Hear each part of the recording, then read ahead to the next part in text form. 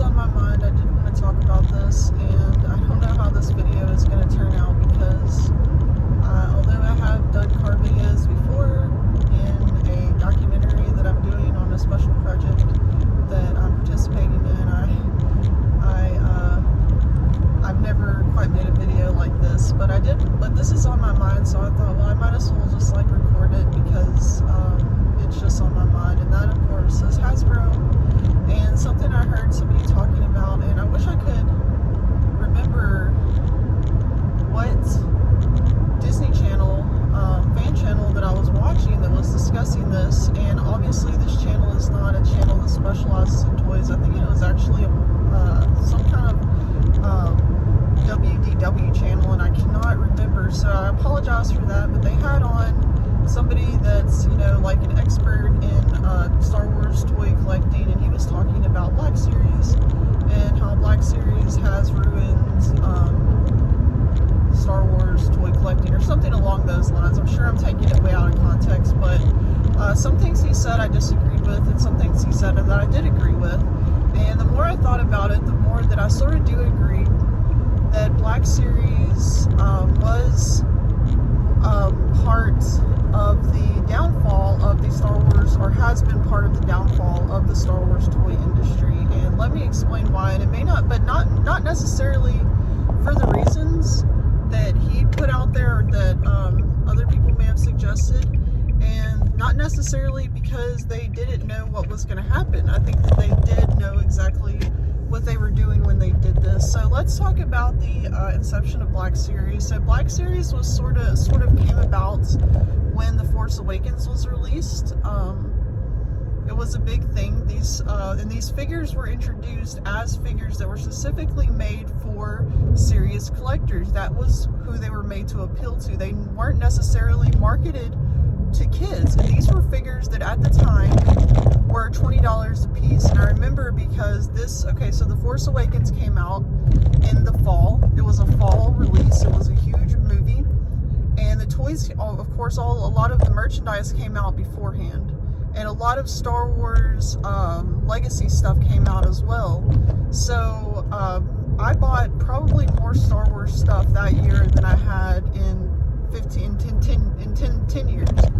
I won't say 15 years at that time, but at least in 10 years I bought more Star Wars merchandise in anticipation that this movie would be fantastic, and that my son, who was like the prime age to get into Star Wars, would really like it, which he did not. I've told this story before in other strange formatted videos. But anyway, so when we think about The Force Awakens, which is a movie I've said before I actually liked, even though I thought the next two were absolute dog shit, they had to know that Disney had to know that they were taking a huge risk. They had to know that they were taking a huge risk when they bought Lucasfilm for the price that they bought, which was, you know, a huge deal. Back then, that was a lot of money. That was a huge amount of money to pay for Star Wars. And so they had to know that when they were coming out with this trilogy, because back then there's no TV shows except for Clone Wars. And Clone Wars, you know, like, was kind of mixed reactions. There's no TV, there's no Disney Plus, there's no anything like that. They have two things. They have the movies and they've got the merchandise. So the movies are a big risk. They don't know, because they don't even have a script for the second and third movies. And a lot of the first script, you know, was filmed on the fly too, because of this corporate bullshit that they have going on. So it was a huge gamble. So they had to find a way to balance that risk out. And I believe the way they did that is sort of like how Disney will ride the backs of the park attendees, park guests. They love to do that. They love to prop up their company on the backs of people who are desperate to take their kids to Disney World. I believe that what they decided to do was prop Lucasfilm up on the backs of serious Star Wars collectors. And they've been doing so ever since, and using us as sort of like a pendulum to help keep the company to basically help Lucasfilm be somewhat profitable, or to at least balance out how some of their the fact that they're basically unprofitable at this point. So we get Black Series when The Force Awakens comes out as sort of like a hedge, basically a way to increase the profits for the merchandising parts that may or may not play out. That apparently, even Force Awakens merchandise wasn't exactly, hot. It's not hot ticket stuff. To sort of hedge against those losses that they absolutely anticipated, because there's just no way they weren't, already trying to mitigate the risk in itself of saying, like, we're going to release a trilogy, we just don't have scripts yet. Oh, and the ideas that were getting thrown at us are all garbage, and the fans are going to hate them, but, we have to keep our ESG score up, so we're going to go with this because we want money. We want that money. We want that line of credit. So we can finance all of our other dog shit projects, like all of this garbage Marvel shit that they, of course, were already all preparing for. And this is back with The Force Awakens, so just think of how many Marvel projects were in the works, not yet released, that made them tons of money, but it cost tons of money up on the front of the game. So, in some ways, the focus on Black Series and taking the focus away from selling toys to kids as a way to hedge against the risk of making bad movies has had a huge impact on the industry, because when you're not focused on making toys for kids, then the kids are and you're not focused on making products for kids, and of course kids are going to lose interest. And now we've had an entire generation that honestly has lost interest in Star Wars. And so they're desperately, I think in some ways they are desperately trying to get it back. And that's why we have like these Star Wars these Lego Star Wars shows, and these Young Tales of the Jedi, which is totally creepy, by the way. I wasn't really into Rogue One. It wasn't really my thing. And part of the reason was because I knew how it was going to end. And so I really didn't want to get emotionally invested in characters that I knew what was going to happen to them. And so I feel sort of the same way about this show. That's about, like, am I right about this? Like, am I correct that this Young Tales of the Jedi or whatever is about Padawans in the Jedi Temple, their adventures? Okay, well, I actually know how this is going to end, and I really do not need to get emotionally invested. And also, if I had a young child, I do have some young goddaughters, I don't want them to get emotionally invested in children that are, like, I already know what's going to happen to them.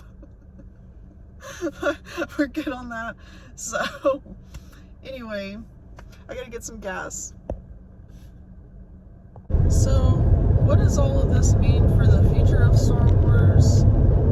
Well, in the present day, to me, I don't even care, because, like, I'm happy. They're so desperate to prop themselves up any way that they can right now, aside from actually producing quality TV shows and movies, which, that's a whole separate video. We could really get into why they keep missing, why they keep messing up. Is it intentional? Is it unintentional? What is the deal? I could spend an hour talking about that. But let's talk about the future of Star Wars toy collecting. And right now, I don't even care, because they're pumping out tons of shit I like. They are really riding the backs of, as far as collectors go, serious collectors go. I mean, they're giving me what I want. They're not giving it to me when I want it, because here's the thing, like, why do they, like, of course I want Mercenary Gear Black Series figures. A child might also want these. Here's the deal. They don't care about releasing it when the show is on Disney Plus, or a month before the show is on Disney Plus, and making it a wide release so that lots of kids have access to it, lots of kids can get these figures. No, they don't care about that, because remember, Disney's been lying to us and to the shareholders all along about the Disney Plus subscriber numbers. There's just not as many kids subscribed to Disney Plus who have access to be able to watch something like The Bad Batch as you would think. And second of all, they also have kids today have access to much more high quality products than Disney products, even the best Disney products, and those actually marketed towards kids. There's just better products out there. For example, like Bluey.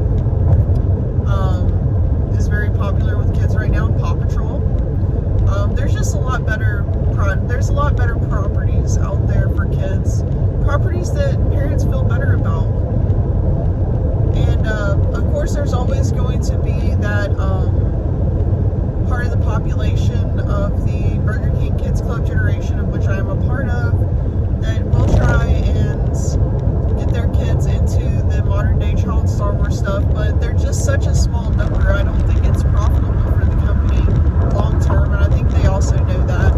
And that's why in so many lines, in the 3 3/4 inch series lines, like the vintage series and the Black Series line,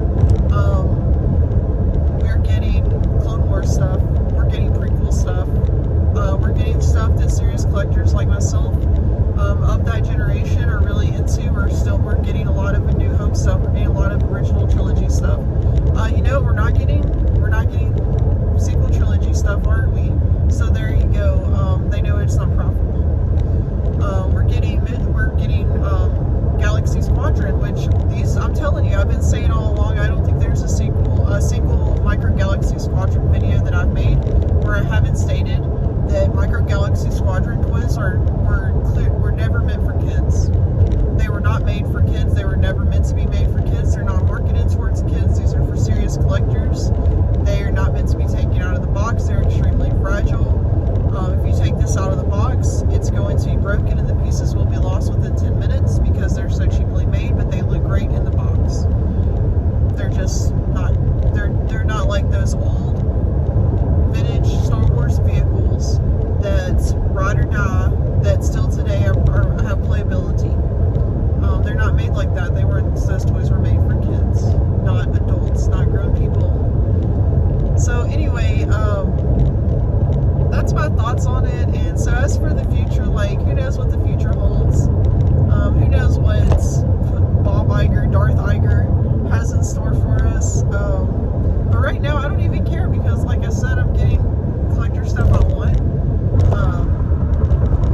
I sold all my Disney shares a couple months ago because I had a feeling. I had a feeling.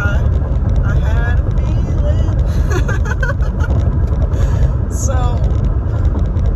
I got out, and maybe I'll get back in. I've actually been thinking about getting back in, but I think I'm gonna wait. I think I might. I don't know. I think a great time to this is just me. I think a great time to get back. No, I'm not even gonna say it. I'll probably cut this part of the video out. I'm not a stock person. Alright, so thanks for watching. Please like and subscribe. Help us get